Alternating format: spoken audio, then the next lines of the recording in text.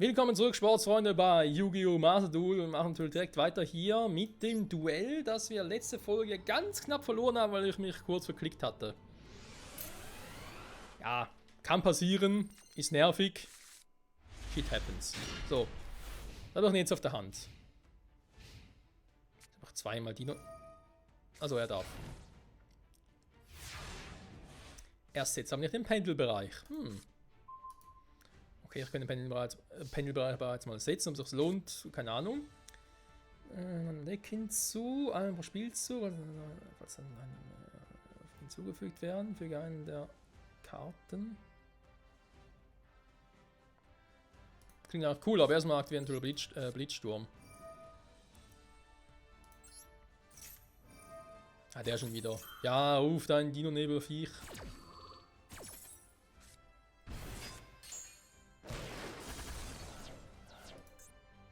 Spinos.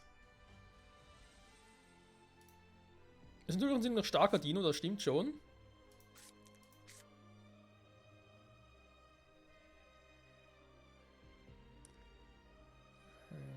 Du kannst die Monster zerstören.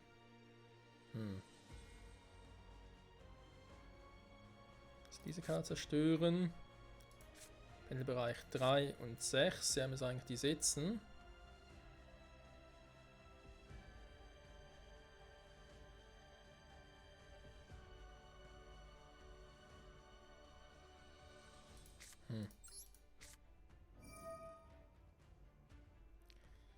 Deine Hand aufnehmen, so. Die du kontrollierst. Plesio sicher mal nicht schlecht. Braucht aber eigentlich auch noch den T-Rex.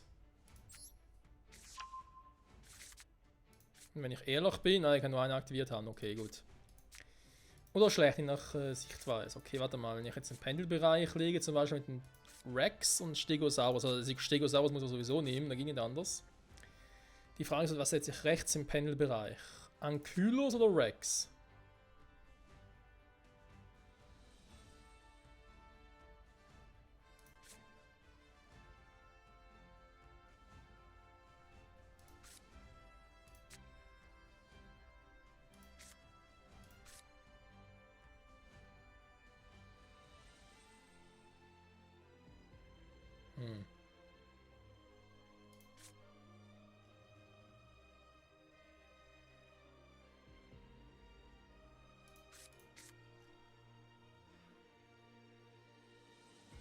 Ja gut, Pendeleffekt ist bei allen ja gleich, wa?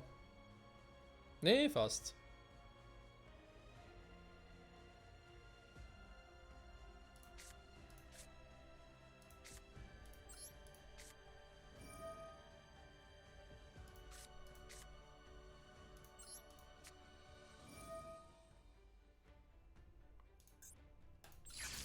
So, Freunde, it's Showtime.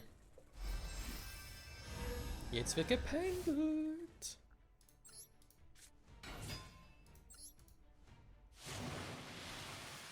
Dino-Nebel Rex.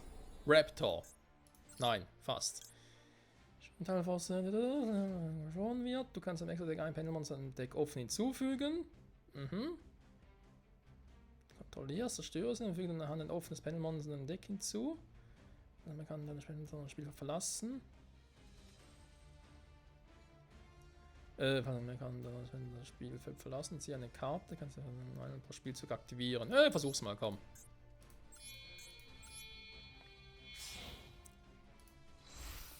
Ich hätte nämlich einen Plan. Mal gucken, ob er funktioniert.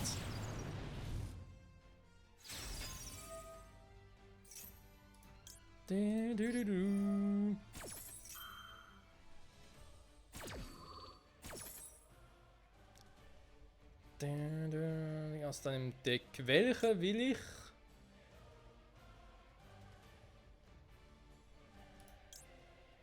Oder schnell rufen, please, eventuell eine Variante.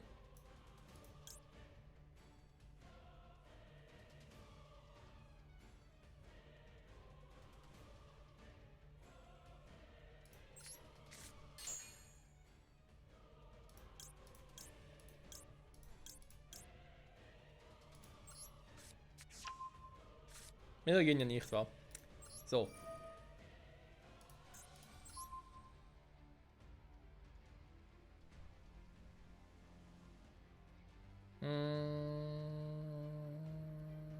Nee.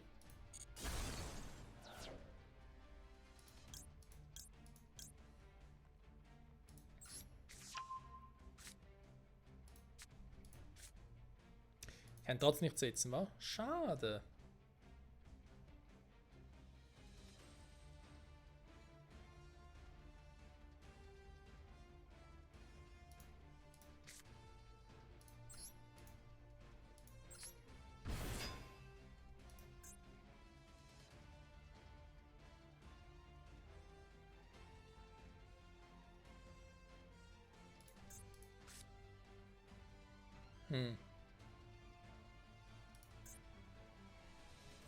War ein bisschen anders geplant, muss ich zugeben. Warte mal.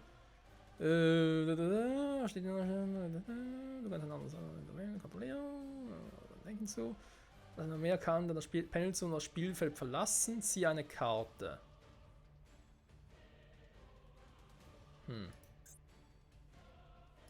Also Dino Nebel Rex rufen nämlich Rache und opfere.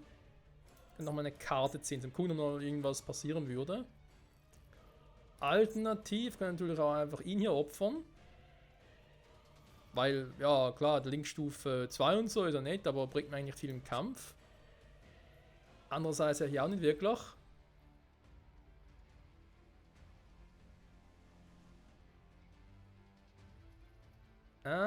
Doch, bringt was. Entschuldigung, Link-Monster, war keine Absicht.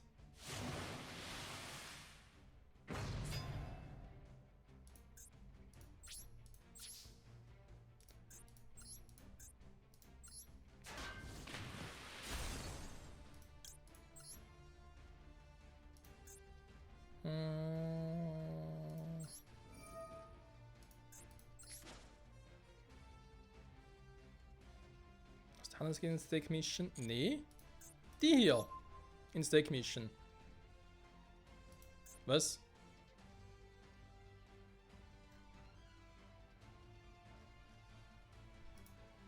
Hä? Was ist jetzt los? Misch eine Karte von der Hand eines Gegners oder seiner Spielfeldseite, also die hier, ins Deck, dann hält diese Karte 100 Angriffspunkte. Warum geht's jetzt nicht? Hä?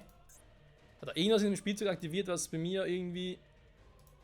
Okay, er muss irgendwas genommen haben, was verhindert, dass ich irgendwie einen Effekt aktivieren konnte. Danke, Spiel.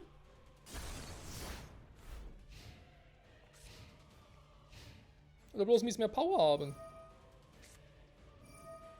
Natürlich kann sie das, Alter. Musst du nur genau die richtigen Karten haben, ne? Ist klar.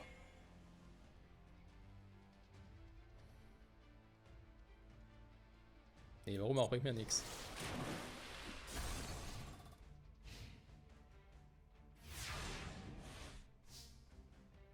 So.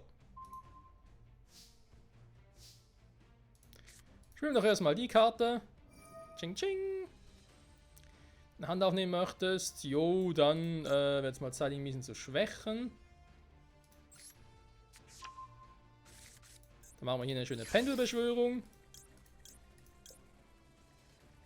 Als ein Exodex-Beschwörung rufen willst. Okay.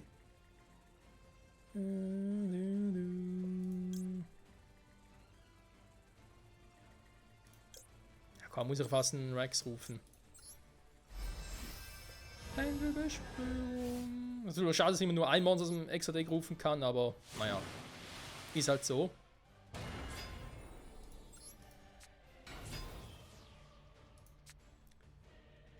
Ein oder zwei in einem Pendelmonster in einem Deck in eine Pendelzone legen. Ich kann eine Monsterbeschwörung aus diesem Monster.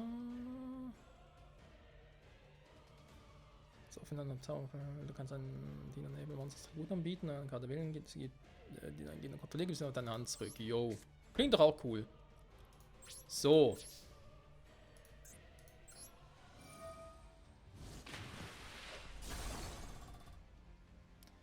Optionalen Effekt aktivieren. Ja, möchte ich gerne.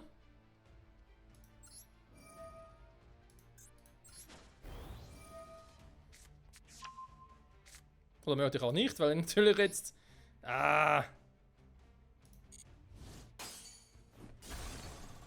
Ja, komm, scheiß drauf.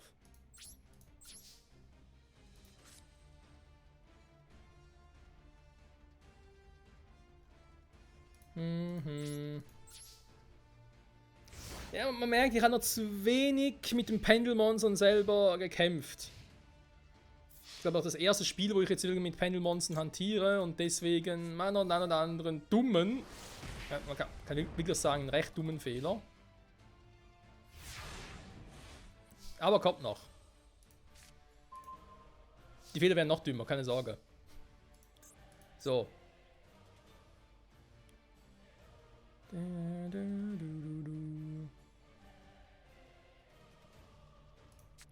Kann du das so normal rufen, kann du auch das hier machen. Da bringt mir nichts.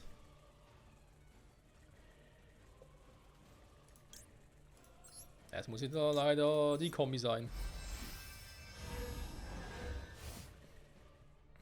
Aber diesmal kann er sein Monster nicht retten.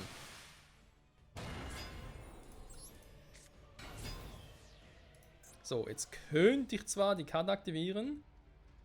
Du kannst ein Dino-Monster als Tribut anbieten und eine Karte wählen, den dein Gegner kontrolliert, gebe sie auf die Hand zurück. Aber was soll es denn bringen? Ich meine, bei einem Pendeldeck, da helfe ich ihm ja nur.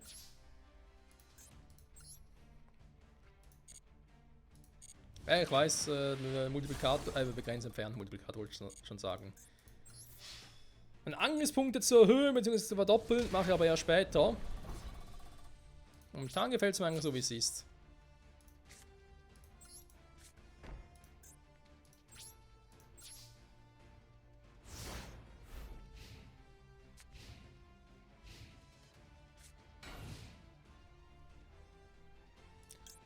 Jetzt wäre es eine Variante, aber trotzdem ist es noch zu früh dafür.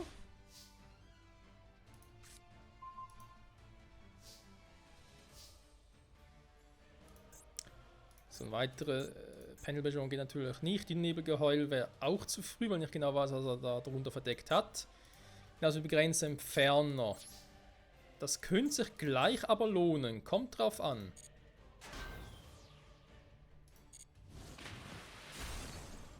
Okay, jetzt noch nicht gelohnt.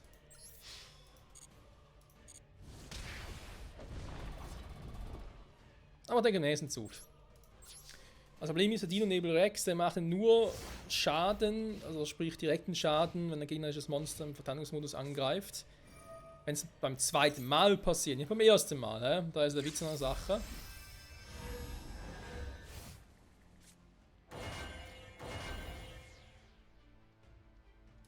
Ja, schön. Und jetzt? In diesem Spielzug direkt angreifen, ja, soll er. Feel free und so.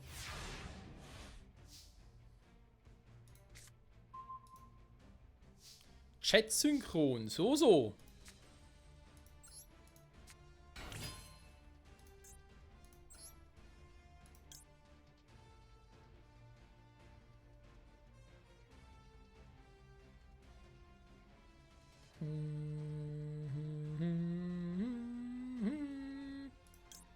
Linkbeschwörung wäre zwar auch interessant, aber da ein Empfänger.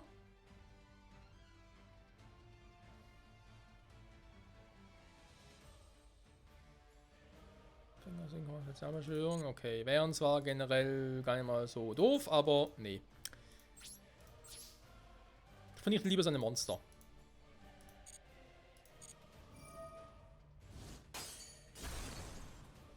Der Quatsch schon wieder. Und eben noch, Freunde, ist es verfrüht? Ja, auch das bringt mir nichts, weil eben ich kann nur seine Monster angreifen. Ich kann jetzt nicht irgendwie ein Monster von mir opfern für einen Dino-Nebel-Rex-Effekt und dann sagen, jo, hey, jetzt möchte ich direkt angreifen. Nee, der geht leider nicht.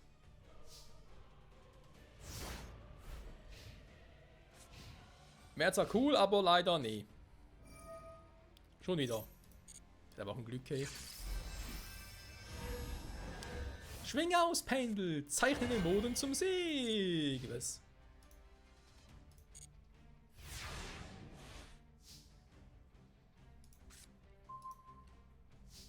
Der weltberühmte Dino-Ansturm. So, warte mal.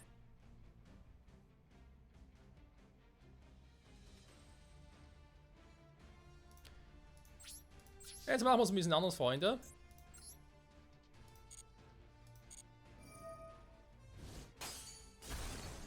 So.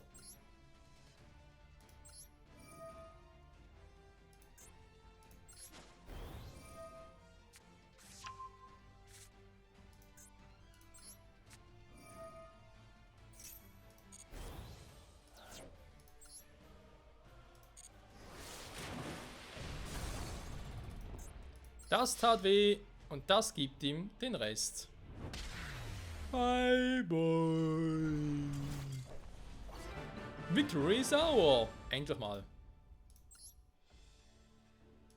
Ja, Pendeldecks und so. Ich habe irgendwie immer im Kopf gehabt, dass man mehr als ein Monster aus dem Extra-Deck widerrufen kann. Aber es ist immer das oberste, beziehungsweise einer der obersten Karten, die man draufgelegt hat, aber eben nur halt eine und nicht alle. Da ist was gesperrt. Verwendet, im Besitz. Freischalten bitte. Aber erst einmal das Ziel der Story. Diesmal richten wir unseren Blick auf das Land. Hier sind sehr viele Dino-Nebel zu beobachten. An der großen Staubwolke, die sie aufwirbeln, erkennt man Dino-Nebel Ceratops und Dino-Nebel Stegosaurier. Weniger ein Wettbewerb als eine Patrouille, die das Territorium schützt. Ceratops benutzen seine scharfen Spitzen und Kanten, was im Vulkan geschleuderte Felsbrocken zu zerschmettern und so das Land an seine Gefährten anzupassen. Der Rücken von Stegosaurier ist mit Platten bedeckt, die aussehen wie Schwerter und das Umgebungsklima überwachen. Schwankungen in Temperatur und Windgeschwindigkeit, die mögliche Gefahr für das Land darstellen, kann er mit diesen Platten wahrnehmen. In unbekannten Ländern, wo die Dino-Nebel leben, gibt es einen besonders gefährlichen Ort, nämlich den Vulkangürtel. Hier starren sich kolossale Kreaturen an und wetteifern darum, Boss aller Dino-Nebel zu werden. Das sind Dino-Nebel Spinos und Dino-Nebel Rex.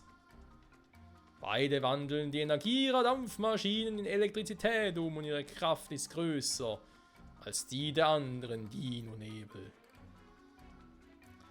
Die beiden sind Rivalen, doch wenn ein Feind von außen eindringt, schützen sie gemeinsam ihr Territorium. Das ist ihre Aufgabe als Bosse. Und so spielen die Dino-Nebel ihre symbiotischen Rollen in ihrer Koexistenz in jenen unerforschten Ländern.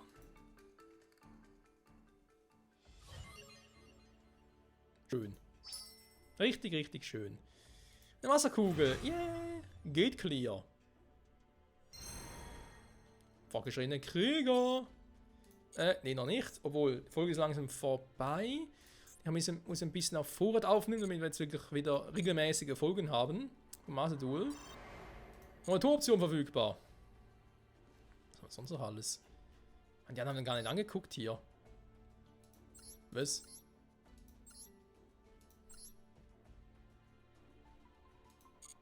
Oha.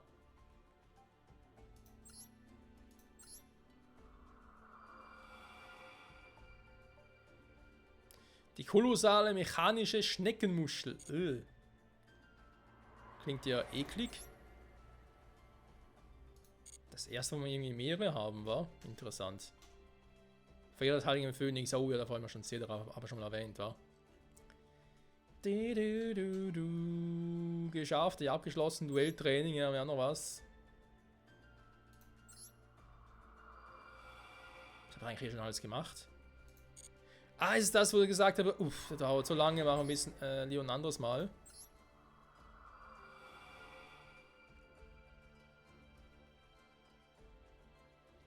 Wobei, so zu Ende der Folge können wir eigentlich mal kurz reinschnuppern, wa? Taktik. Einer der besten Teile eines Duells ist, wenn eine Monster gegeneinander antreten. Ach du Scheiße. Das ist meine Erkenntnis, Freunde. Nach schon ein bisschen mehr als 20 Folgen wissen wir, yeah, man, wir müssen direkt ein Duell gegeneinander antreten. Plus natürlich die ganzen Folgen noch von, was habe ich alles schon mittlerweile, Let's Play, natürlich aktuell noch Legacy of Duelist Link Evolution oder auch Yu-Gi-Oh! 5Ds, der Dingsbums, ja, das Wii-Game. Wie ist das Teil schon wieder? Namen vergessen.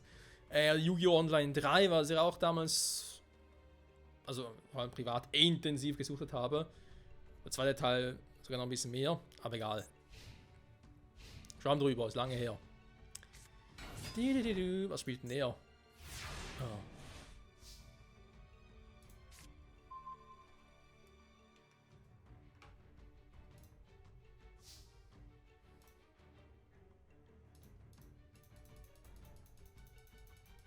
Bla bla bla.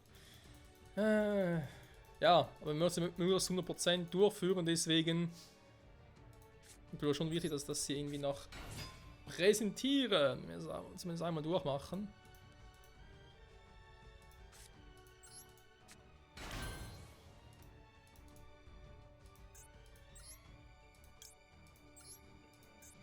Gerümpelraser. Hat Yusei wieder einen neuen Freund, wa? Und Synchrobeschwörung, Gerümpelraser. Ja, Mann, ich bin voll fix, ey. Was ist los?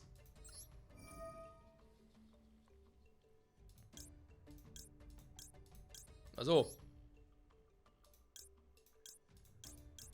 Ja, mehr rauswählen kann ich gar nicht. Zack. Und zack. Yeah, Mann. Yeah, Mann. Yeah, Mann.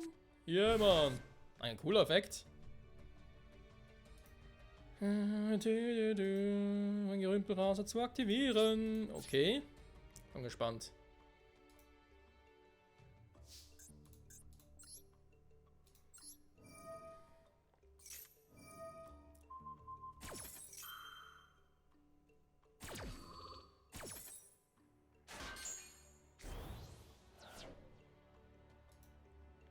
Okay, wir können uns deklarieren, sondern sie auch aufzuhalten, wa?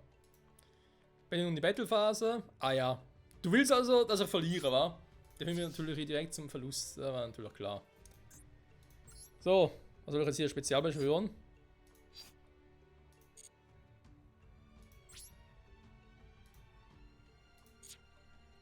Soll ich mal was spezial beschwören oder was?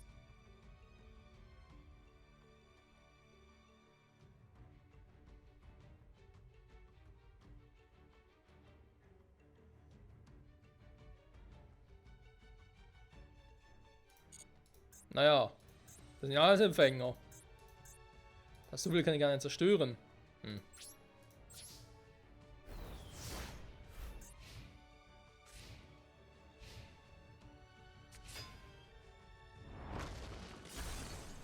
Oh no! Oh no!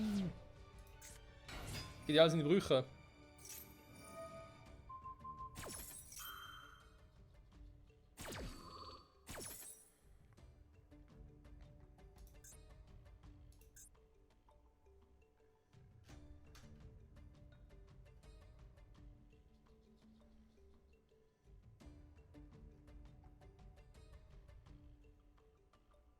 Hm.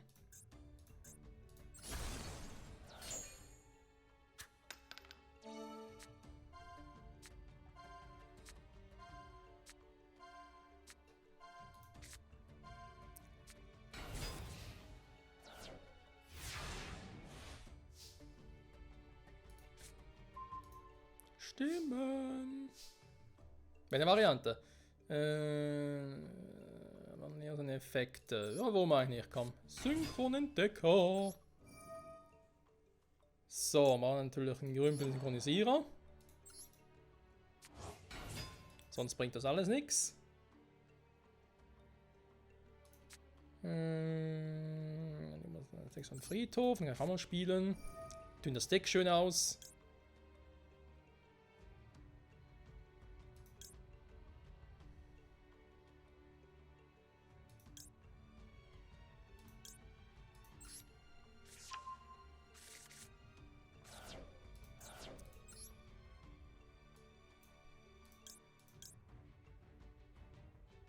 Gerümpelverbinder. Oh.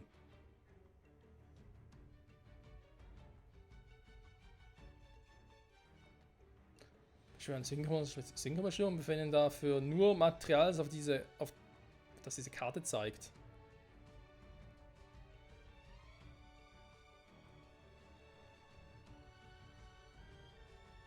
Ernsthaft jetzt? Also links und. Also quasi nur die beiden zum Beispiel. Wenn ich jetzt Grübelverbinder hier setzen würde, könnte ich eins nutzen, indem ich den Synchro-Entdecker und den Gerümpelraser dafür opfern würde.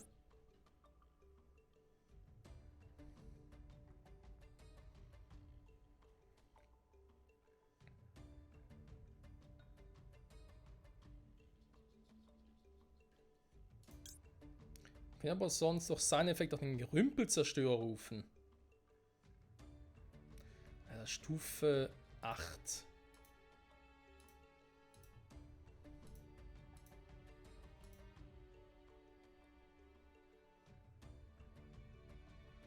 Irgendwie reizt mich mal den ausprobieren.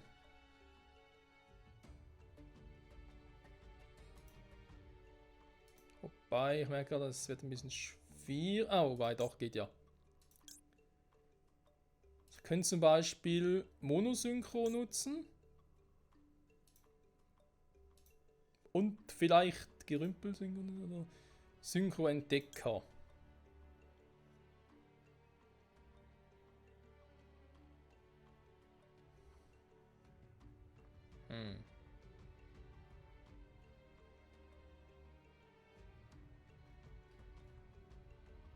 Also momentan ein bisschen unpraktisch wäre, wenn dafür Gerümpelraser jetzt opfern würde.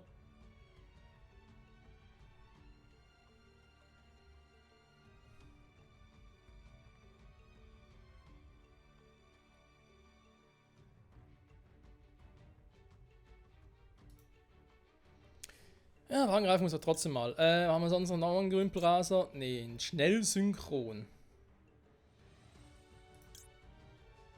Krieg eventuell noch eine Option.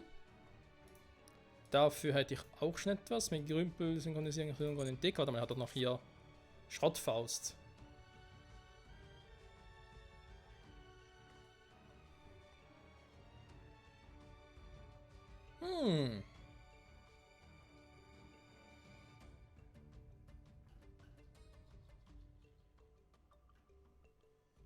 Warum kann ich hier alle aktivieren offenbar, wa? Warte mal, ich versuche jetzt mal.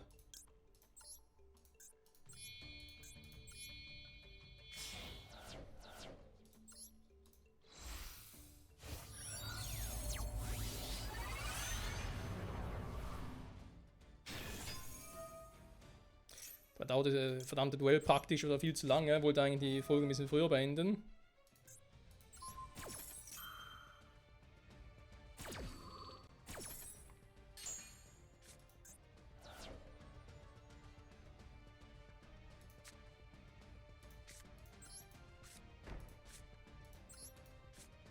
So, könnte man jetzt noch eine Linkbeschwörung ausführen. Und mit ihm, dafür müsste ich halt die beiden jetzt opfern, weil Grübelkrieger zu nutzen macht jetzt irgendwie keinen Sinn. Außer wir brauchen jetzt gar nicht mehr, weil der Effekt ja schon draußen ist, wa? Noch Effekt aktivieren. Das macht schon Sinn. Okay, gut, komm.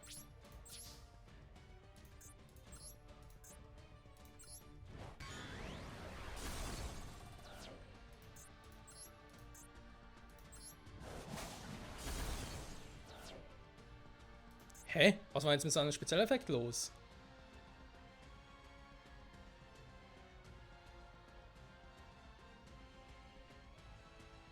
Ah, in diesem Spielzug. Ah, haben Sie richtig gelesen, Leute.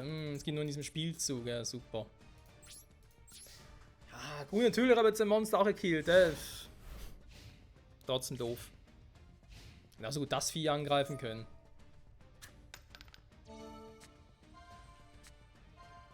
Jetzt kommt das wieder.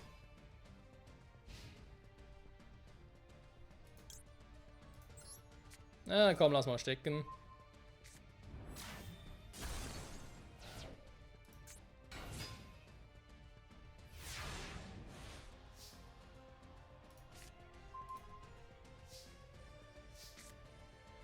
Ja, spielen kann man sie.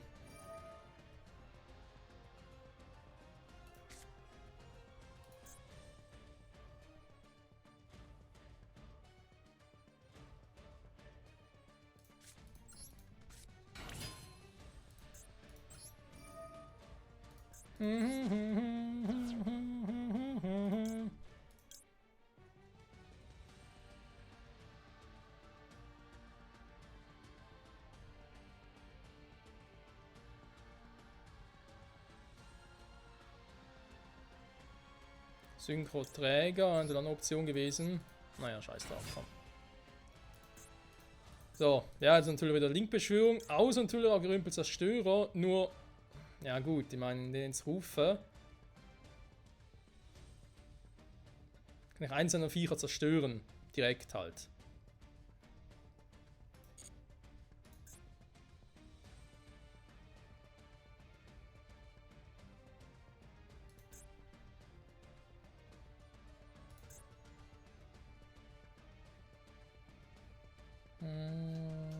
Eigentlich sind mir all diese Viecher, sag ich jetzt mal, relativ egal.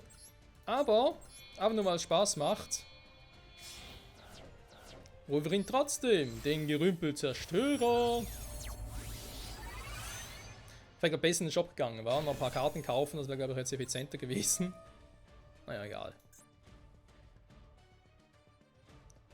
Friedhof beschwören außer Dings, ja. Dann machen wir den weg.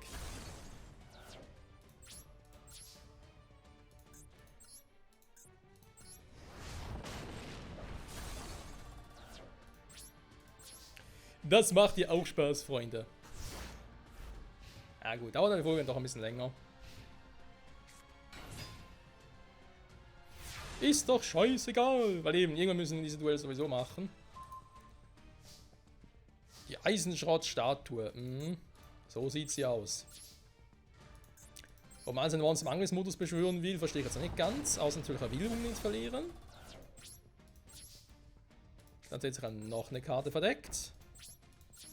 Und das war's. Jo, wer jetzt noch irgendwas machen will, bin ich gespannt. Los, Würfel, rollt.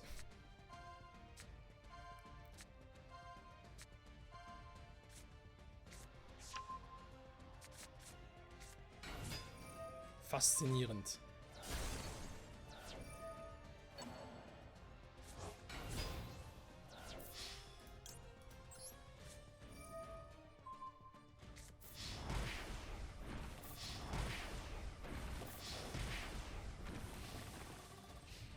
Aua. Das tat ein bisschen weh.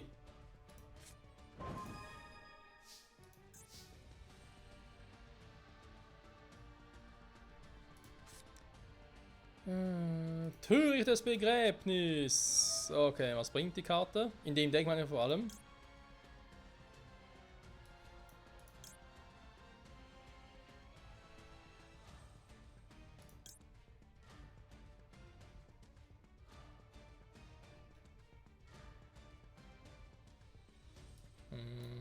Kein Synchromaterial leider.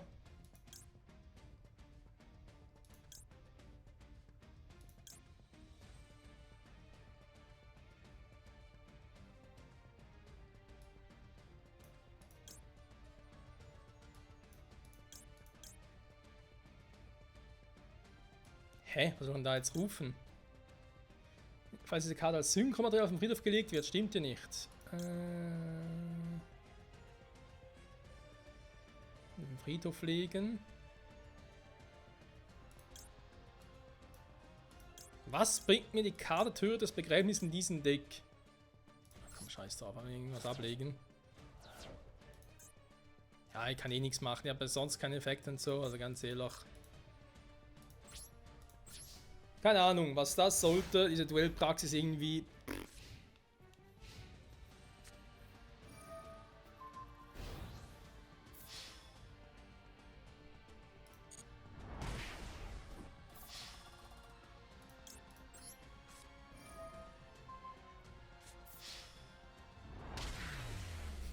So ein Arschloch, ey.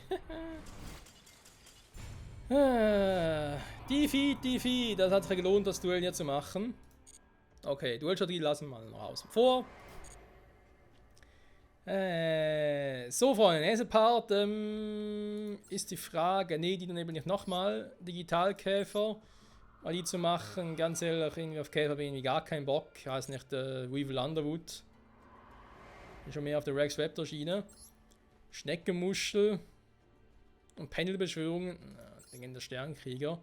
Das wird mir mehr Spaß machen, glaube ich. Legende Sternkrieger machen. Weil es auch ein paar von denen gibt, oder wir spannen uns die wirklich für später noch auf. Ich gucke, dass wir erst mal die hier mal durchkriegen.